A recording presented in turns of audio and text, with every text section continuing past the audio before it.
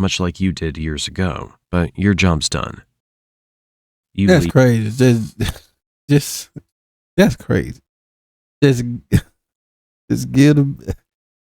Oh God, just pour them out and just keep it moving. God. All right, man. We got another one. This is why it sucked to be born as as a giant anaconda. Or you know why it sucked to be born as a snake. But let's check this out, bro. You slip into life from the comfort of your mother's body, Ew. born alive into the dense, warm, humid air of the Amazon. Your mom leaves you the moment she pushes you out. Oh, so that's how they do it. They just automatically leave. Not seeing the difference between giving birth and pooping. You and your siblings scatter in all directions, and the jungle doesn't care that you're new here. He was a great sibling anyway. At the moment, you're only a couple of feet long, and honestly, kinda cute. Jaguars, caimans, and even large birds would find a meal like you irresistible, but you know how to disappear. In the river, you blend in with the brown, murky current, slipping unnoticed beneath the surface. It feels almost fun, but playing in the water makes you hungry, so it's time to get serious. Your senses, though still developing, are already sharp enough to pick up movement in the water. You notice a small fish darting by, a perfect target. You freeze, letting the current carry you, getting closer and closer. Your jaws clamp down with shocking speed, and your first kill is yours. It's a tiny victory, but a victory nonetheless. Impressive, bro. Many. You want to grow fast. Out here, survival is all about getting big, strong, and sneaky.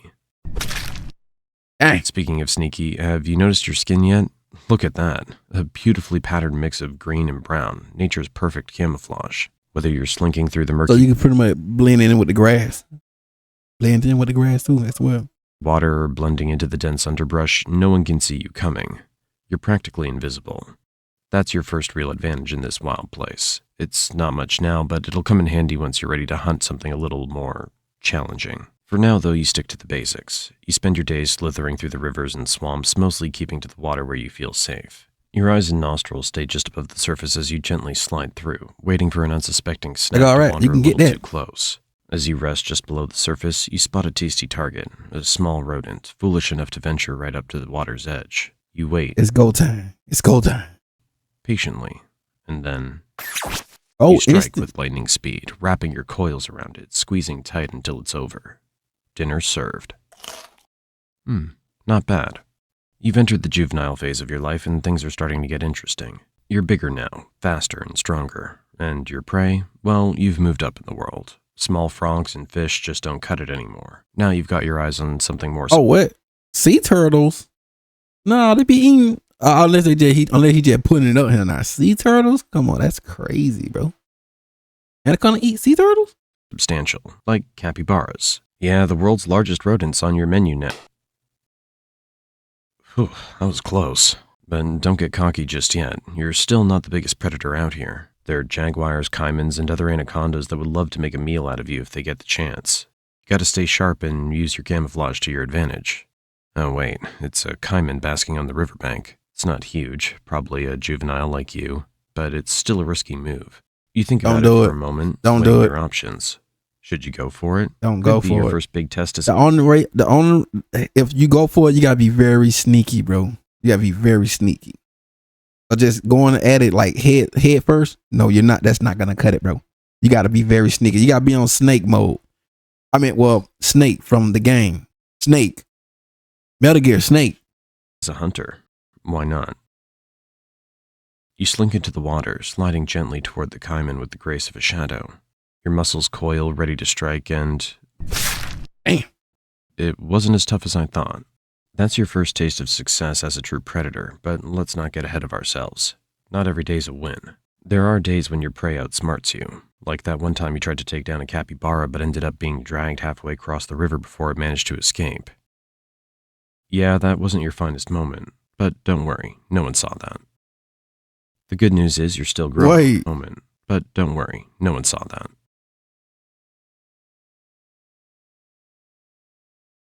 Thanks so the good news is you're still growing, and with every meal you get a little bigger, a little stronger, and a little wiser. By the time you're fully into your juvenile phase, the jungle doesn't feel quite as intimidating anymore. Sure, there are still big predators out there, but you're climbing the food chain, and fast. As the months roll by, you become more and more comfortable in your environment. You've perfected the art of hiding in plain sight, waiting for hours, maybe days, or weeks. Finally. A group of capybaras grazing near the water's edge. You sink slowly beneath the surface, your eyes barely visible as you approach. You wait, your muscles tense. And then, what? Where did this jerk pop up from? Do you think he'd mind if you asked for just a small bite to curb your hunger? Don't do it. Don't do it. No, man. No, maybe that's not such a good idea. Let's get out of here. You continue to refine your skills, learning more about your environment and your place in it. You've mastered the art of stealth, using your patterned skin to blend seamlessly into the jungle around you. You've developed a keen sense of smell, allowing you to track prey even through the thickest underbrush. And your body? Pure muscle. At this point, you're no longer just a juvenile anaconda. You're approaching adulthood. You've reached a size that commands respect, or at least some healthy fear from most of the creatures in this territory. At over 15 feet long and still growing, you're a true force to be reckoned with. No more How much do an anaconda weigh though? small-time snacks for you. You've Right, check how much they weigh. I want to check how much they weigh.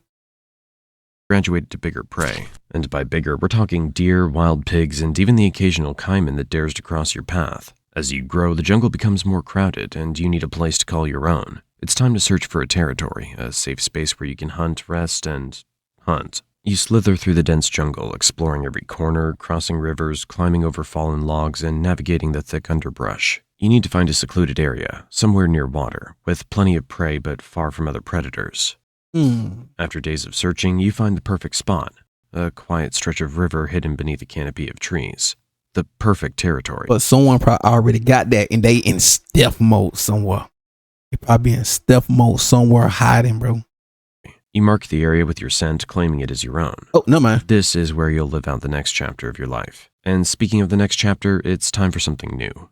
Mating. It's not just about survival anymore. Now it's about passing on your genes. As mating season arrives, you begin to pick up the scent of a potential mate nearby. You follow the trail, slithering through the thick jungle and dense swamp until you find another anaconda, a female. What a beauty. The courtship begins. It's a slow, winding dance as the two of you coil around each other. For hours, you move together in a mesmerizing spiral until finally the deed is done. The female will carry out your legacy. Several months later, as a female, you find a secluded area to give birth. You don't lay eggs like many other snakes. Instead, you give birth to live young. Between 20 to 40 baby anacondas will enter the world, much like you did years ago. But your job's done. That's crazy. Just that's crazy. Just get them. Oh God, just or mine. Just keep it moving. God. Leave never to see the offspring, knowing that most of them won't survive their first year. It don't even kill. Oh Lord. Honestly, there's no real difference between giving birth and pooping for an anaconda. For real. In both cases, you're just pushing something out and leaving it behind.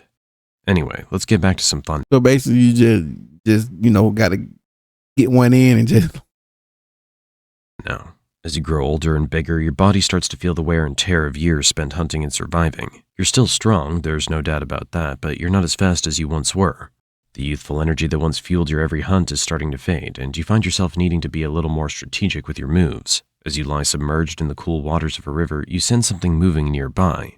It's a capybara, casually grazing at the water's edge. Normally, you wouldn't bother with something as small as a capybara anymore, but today you're feeling a little nostalgic. After all, it's been a while since you last took one down, and there's something satisfying about going back to where it all started.